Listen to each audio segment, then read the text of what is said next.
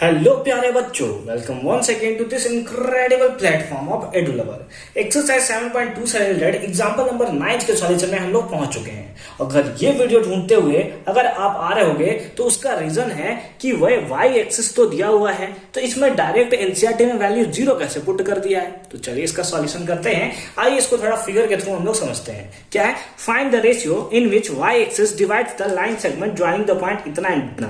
ठीक है, चलिए लेट अस सपोज हम लोग करते हैं कि ये हमारा y एक्सिस है, ये हमारा x एक्सिस है। अभी मैं थोड़ी देर के लिए बना रहा हूं, फिर इसको रफ करने वाला हूं बस आपको समझने के लिए। ठीक है, y डैश। ठीक है, हमसे पूछा है find the ratio. Ratio sir, जब भी रेशियो का बात आता है आप तो बताए हो k:1 के रेशियो में डिवाइड करना है। ठीक है, अच्छी बात है, अच्छी बात है। तो लेट अस सपोज ये कोई एक पॉइंट है, एक वही पॉइंट है इन विच द y एक्सिस जो है वो डिवाइड कर रहा है इस लाइन को, इसीलिए हमने ऊपर में लाइन लिया है। ठीक है, ज्वाइनिंग द पॉइंट कौन सा? तो 5, -6 और इधर दिया है दैट इज -1, -4। ठीक है, और y एक्सिस पे जो पॉइंट है वो डिवाइड कर रहा है इस लाइन सेगमेंट को। ठीक है, तो find the ratio in which y axis divides. ठीक है, y एक्सिस जो है डिवाइड कर रहा है, तो इसके लिए तो आपने बता रखा है सर कि k:1 का रेशियो हम लोग लेना है, कि उसके बेसिस पे आप आंसर निकाल सकते हो। हमने ले लिया, लेकिन अगर ये पॉइंट हमें पता रहेगा तब ना हम लोग निकालेंगे। ऐसा कैसे निकाल सकते हैं हम लोग बिना पॉइंट पता ही हुए? ठीक है, तो अगर ये y एक्सिस पे है, y एक्सिस पे अगर ये पॉइंट 1 रहता तो आप इसे क्या बोलते हो? 0,1, ये ना बोलते हो। अगर ये पॉइंट 2 है तो इसको क्या बोलते हो? 0,2। उसी टाइप से अगर y एक्सिस पे कोई पॉइंट है, समझ रहे हो बात को? अगर y एक्सिस पे कोई पॉइंट है तो उसको हम लोग 0,y तो लिख सकते हैं ना। x एक्सिस तो 0 होगा, यहाँ पे x एक्सिस का वैल्यू कितना होगा? 0 होगा। यानी कि इनडायरेक्टली y एक्सिस देकर हमें ये पॉइंट गिवन था। क्या था? हमें ये पॉइंट गिवन था। ठीक है, तो इसी चीज को हम लोग रफ करके कुछ इस टाइप से बना सकते हैं। कुछ इस टाइप से इसी पॉइंट को रफ करके हमने बना लिया कि ये पॉइंट जो है वो लेटर सपोज्ड है कितना? 5, -6 और ये पॉइंट है हमारे पास -1, -4 और एक अनदर पॉइंट होगा जो इसको डिवाइड कर रहा होगा। लेटर सपोज ये पॉइंट हमारा P है, ये पॉइंट A है, ये पॉइंट हमारा B है और ये पॉइंट P जो है उसको हमने ले लिया है x, y और रेशियो कितना लिया है? k:1 का। कितना रेशियो लिया है? k:1 का। यानी कि अगर दूसरे फॉर्म में हम लोग देखें तो m1:m2 का जो रेशियो है वो कितना है? k:1। कितना है?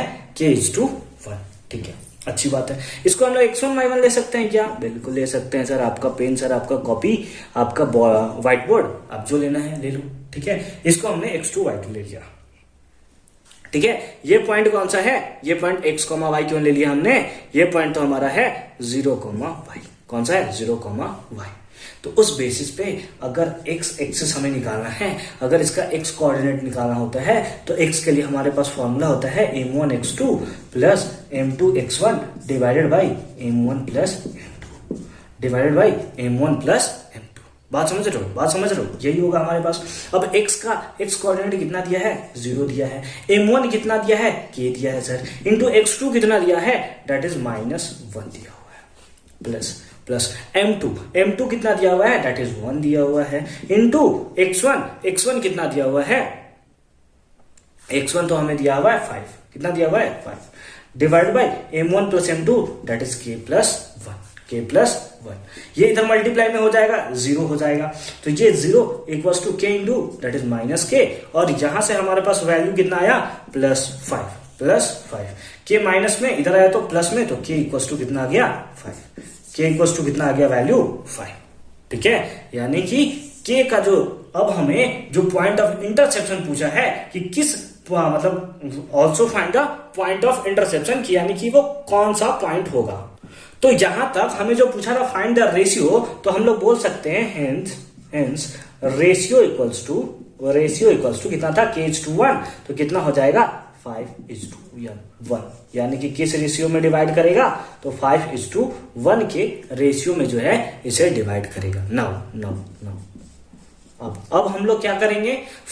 Also find the point of intersection, है ना। हमें क्या निकालना है? पॉइंट ऑफ इंटरसेक्शन निकालना है, यानी कि कहीं ना कहीं इस y का वैल्यू निकालना है। क्यों? क्योंकि x तो हमें पता है 0 होने वाला है। तो y निकालने के लिए हमारे पास फॉर्मूला क्या होता है? m1 y2 plus m2 y1 divided by m1 plus m2 m1 plus m2। तो y इक्वल टू कितना होगा m1 का वैल्यू कितना है m1 का वैल्यू, अब इसको आप रिप्लेस कर सकते हो, m1 और m2 अब आ गया है 5:1।